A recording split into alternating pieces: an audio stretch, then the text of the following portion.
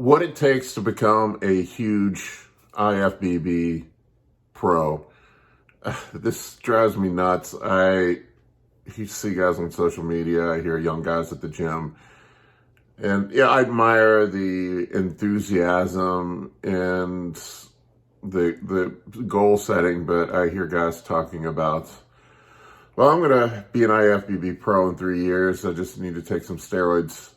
I'm going to win my first local show, qualify for nationals, win nationals, and then turn pro. It doesn't fucking work that way.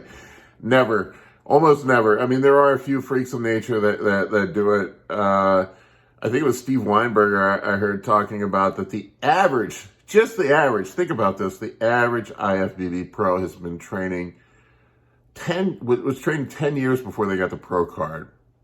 There are tons of guys that train way longer than that. The late John Meadows had been training for over 20 years before he turned pro. Nick Walker, who everybody considers a young sensation, he said he trained for 10 years before he turned pro. So you're not going to turn pro in 3 years, not unless you're some sort of absolute 1 in 100,000 freak of nature in the genetics department. It's not going to happen. Just go ahead and flush that idea out of your head.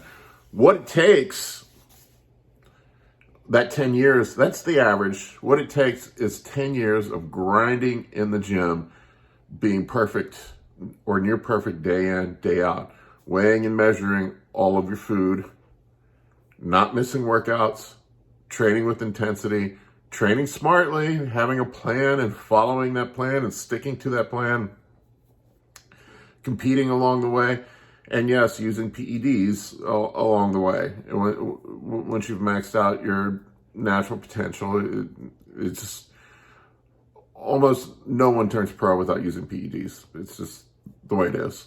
There have been a few exceptions. I've heard Ronnie Coleman turn pro without using PEDs, but you're not fucking Ronnie Coleman. There's only been one Ronnie Coleman in the entire history of the IFBB. It's just, and you're not Ronnie Coleman. I don't see any Ronnie Colemans at my gym, and there's some pretty talented people at my gym, but there are no Ronnie Colemans.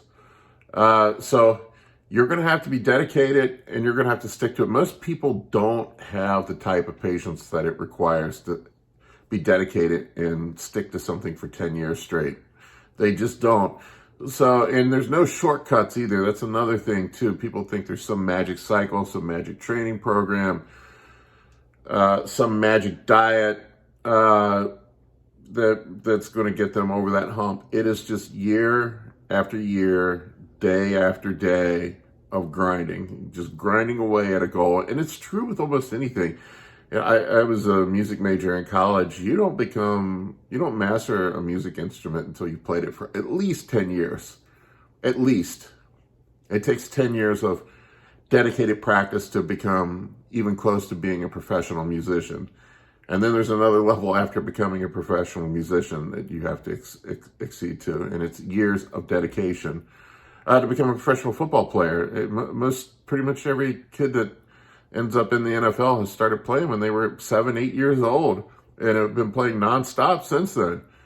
Unless you're just some sort of exceptional freak. But don't let the exception rule what your results are going to be, because you're not the exception. Most of us aren't. I'm not. Nobody is.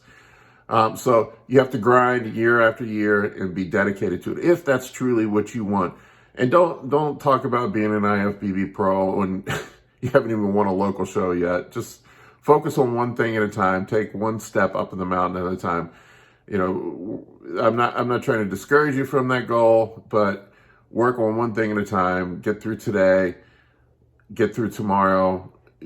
Work on your goals for now. Win that local show. When you win that local show, it might take winning another local show, but then work on becoming a national level competitor. And it may take years to master that as well. And you may never make it past the local level or the national level. You may not have the genetics to do so. That's another thing. But anyway, I hope this helps clear some things up. Have a great day.